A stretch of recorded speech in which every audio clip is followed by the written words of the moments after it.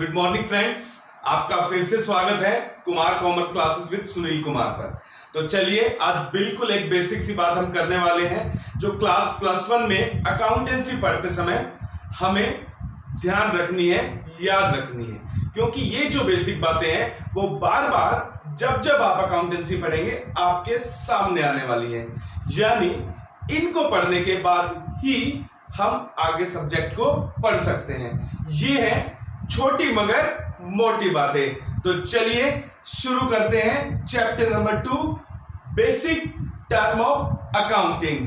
तो basic term of accounting जैसे कि वर्ड से ही क्लियर है कि एक के बाद एक जो आपको बातें पता चलती जाएंगी, छोटी छोटी, जो हो सकता है आज तक आपने ना भी सुनी हो, क्योंकि सब्जेक्ट अकाउंटेंसी आप पहली बार +1 में ही पढ़ रहे हैं। तो चलिए हम बात करते हैं छोटी मगर मोटी बातों के लिए कौन कौन सी ऐसी वो बातें हैं जो बार बार आपको अकाउंटेंसी सब्जेक्ट को पढ़ते समय ध्यान रखनी है। तो बेसिक अकाउंटिंग टर्म्स में सबसे पहले हम बात करते हैं बिजनेस ट्रांजैक्शन की। बिजनेस ट्रांजैक्शन कौन सी ऐसी ट्रांजैक्शंस हैं जो हमें रिकॉर्ड करनी है। तो कौन सी वो ट्रांजैक्शन है जो एज ए अकाउंटेंट हमें अपनी बुक्स में रिकॉर्ड करनी है, वो है बिजनेस ट्रांजैक्शन। और कौन सी बिजनेस ट्रांजैक्शन? हमारी बिजनेस ट्रांजैक्शन। मेरी बात ध्यान से सुनिए, हम कोई भी व्यवसाय कर रहे हैं, कोई भी बिजनेस कर रहे हैं, तो हम अपने से रिलेटेड ही बिजनेस ट्रांजैक्शंस को रिकॉर्ड करेंगे। तो सर बिजनेस ट्रांजैक्शन होती क्या है? तो एक बात मैं बता दूं, ऐसी कोई ट्रांजैक्शन जिससे आपकी बिजनेस की इकोनॉमिक कंडीशन में, इकोनॉमिक स्टेटस में कुछ फर्क पड़े, उसी को हम बिजनेस ट्रांजैक्शन बोलते हैं। जैसे कि कोई सामान खरीदा गया जिससे सामान तो बिजनेस में आ गया और कैश कम हो गया, इकोनॉमिक जो स्ट्रक्चर था बिजनेस का वो चेंज हो गया, इसलिए मैं बोलता हूं इसको बिजनेस ट्रांजैक्शन। अभी के लिए इतना ही याद रखेंगे। तो बिजनेस ट्रांजैक्शन क्या होती है? हमारे ही बिजनेस से संबंधित होती है और उस ट्रांजैक्शन से हमारे बिजनेस की इकोनॉमिक कंडीशन या फिर इकोनॉमिक स्ट्रक्चर पर इफेक्ट पड़ता है, उसको हम बिजनेस ट्रांजैक्शन बोलते हैं। चलिए उसके बाद हम बात करते हैं इवेंट की। इवेंट क्या होता है? इवेंट रिजल्ट है बिजनेस ट्रांजैक्शन का। बिजनेस ट्रांजैक्शन करने के बाद जो इफेक्ट बिजनेस पे पड़ता है, यानी बिजनेस ट्रांजैक्शन करने का जो रिजल्ट आता है, उसको हम इवेंट बोलते हैं। जैसे मैं बात करूं, हमने 1 लाख रुपए का परचेज किया गुड्स, 1 लाख रुपए का गुड्स परचेज किया। इससे क्या हुआ? जो हमारे पास स्टॉक पड़ा था, सामान पड़ा था, वो 1 लाख रुपए से बढ़ गया और जो कैश था वो 1 लाख रुपए से कम हो गया, उसको हम इवेंट बोलते हैं। ध्यान रखिएगा। चलिए उसके बाद हम बात करते हैं अकाउंट। अकाउंट भी बार बार आपके आने वाला है टॉपिक, अकाउंट, अकाउंटिंग, अकाउंटेंसी। तो ध्यान रखिए, इन सब चीजों के बारे में हमने एक पूरा चैप्टर ले लिया है क्लास +1 का first chapter, meaning objective of accounting, जिसका लिंक मैं इस वीडियो के डिस्क्रिप्शन में भी डालने वाला हूं। तो पूरी 5-6 वीडियो है जो पहले चैप्टर के बारे में है, तो उनको भी देखिए तो और ज्यादा नॉलेज बढ़ेगी। चलिए बात करते हैं अकाउंट की। अकाउंट क्या है? एक गट्ठर है, एक स्पेस है, एक जगह है जहां पे एक जैसी ट्रांजैक्शन, एक जैसी बिजनेस ट्रांजैक्शन को इकट्ठा नोट किया जाता है, उसको हम अकाउंट बोलते हैं। मेरी बात समझिए, जिस तरह से मैं बात करूं कि मैंने एक ही जैसी कैश ट्रांजैक्शन को एक जगह रख लिया, दूसरी जगह मैंने रख लिया कि स्टॉक वाली जो कैश ट्रांजैक्शन है उनको रख लिया, तीसरी जगह रख लिया कि राम से क्या पैसा लेना है, क्या राम को देना है। यानी एक पर्टिकुलर ट्रांजैक्शन की बार बार होने वाली जो गतिविधियां हैं, उनको जब हम एक जगह रिकॉर्ड करते हैं, एक जगह रखते हैं, तो उस पोजीशन को हम अकाउंट बोलते हैं। तो एक तरह से मैंने बताया भी था, it is the result of accounting. चलिए बात करते हैं कैपिटल की। बहुत ही फेमस वर्ड है, बहुत बार हमने सुना भी होगा। कैपिटल क्या है? कैपिटल के लिए मैं बताना चाहूंगा वो पैसा जो बिजनेसमैन बिजनेस में लगाता है, वो पैसा जो बिजनेसमैन बिजनेस में लगाता है उसको हम कैपिटल बोलते हैं। मान लीजिए आज हम एक कोई बिजनेस शुरू करते हैं, हमने 5 लाख रुपए बिजनेस में इन्वेस्ट किए as a proprietor, as a entrepreneur. तो हमारे बिजनेस में हमारी कैपिटल क्या होगी? 5 लाख रुपए। तो एक तरह से अभी के लिए इतना ही समझिए, जो ओनर बिजनेस में पैसा लगाता है उसको बोलते हैं कैपिटल।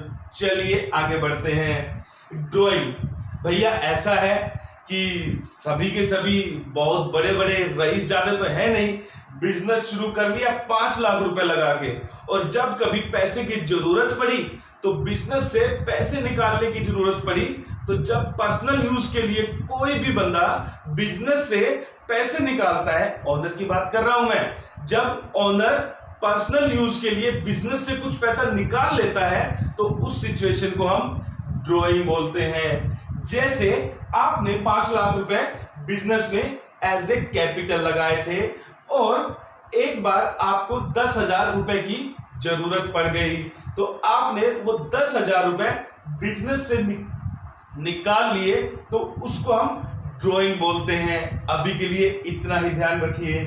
आगे देखिए, लायबिलिटी। पैसा लगाया 5 लाख रुपए, बिजनेस कर दिया शुरू, लेकिन आपको मैं एक बात बता दूं, बिजनेस शुरू करने के बाद आपको लगा कि कुछ और पैसे की रिक्वायरमेंट है, तो आपने बिजनेस को चलाने के लिए कुछ और पैसा भी डिमांड किया, कहीं से उधार लिया, और अब वो पैसा आपकी बन गई जिम्मेवारी।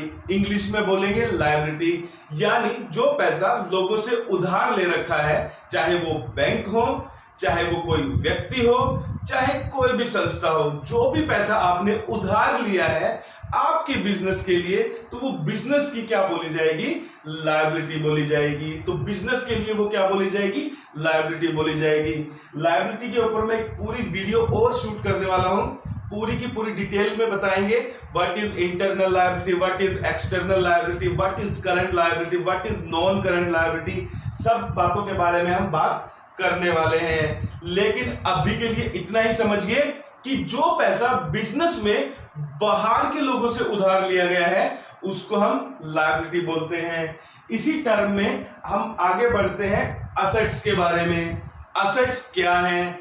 असेट्स वो संपत्तियां हैं जो बिजनेस को सुचारू रूप से चलाने के लिए आपने खरीदी हैं, जैसे फर्नीचर, जैसे मशीनें, जैसे स्टॉक, ये सभी चीजें असेट्स हैं। और असेट्स को मैं इतना सीमित नहीं करूंगा, असेट्स का एक बहुत बड़ा क्राइटेरिया है, उसके बारे में भी हम एक अलग से वीडियो तैयार करेंगे।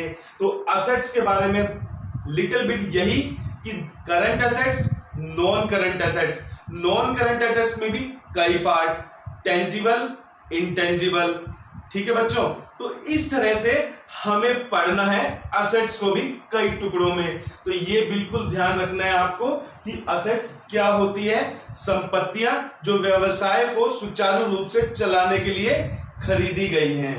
तो चलिए उसके बाद हम बात करते हैं रिसिप्ट्स की। रिसिप्ट्स क्या होता है? जो भी पैसा जब हम किसी भी आदमी से किसी भी कारण से व्यवसाय में रिसीव करते हैं तो उसको हम रिसिप्ट्स बोलते हैं। जो भी पैसा किसी भी कारण से जब हम व्यवसाय में अन्य लोगों से रिसीव करते हैं, प्राप्त करते हैं, उनको रिसिप्ट्स बोलते हैं। जैसे मैंने कोई सेल की तो उससे जो मुझे पैसा मिला वो मेरी रिसिप्ट है। तो रिसिप्ट भी आपको बुक्स में 2 तरीके से देखने को मिलेगी, एक तो रिवेन्यू रिसिप्ट और एक कैपिटल रिसिप्ट। रिवेन्यू रिसिप्ट के बारे में जब हमने बात की तो रिवेन्यू रिसिप्ट, अगर कोई नॉर्मल सेल करते हो आप बिजनेस की तो उसको रिवेन्यू रिसिप्ट बोलते हैं। रेकरिंग नेचर की सेल अगर करते हो उसको रिवेन्यू रिसिप्ट बोलते हैं। अगर बिजनेस की कोई असेट्स सेल करके, आप फिक्स असेट्स की बात कर रहा हूं मैं,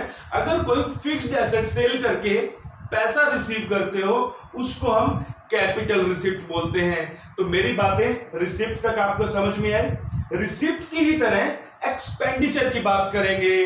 अगर आप दिनचर्या के एक्सपेंस को चलाने के लिए, सिस्टम को चलाने के लिए, बिजनेस को चलाने के लिए कुछ एक्सपेंस करते हैं कि बिजनेस रनिंग मोड में चलता रहे, तो उन एक्सपेंस को हम रिवेन्यू एक्सपेंडिचर बोलते हैं। और अगर कोई असेट्स खरीदते हैं, एक बड़ा एक्सपेंस करते हैं बिजनेस के लिए, तो उस टाइप के एक्सपेंडिचर को हम कैपिटल एक्सपेंडिचर बोलते हैं। तो ये थे आपके कुछ बेसिक अकाउंटिंग टर्म।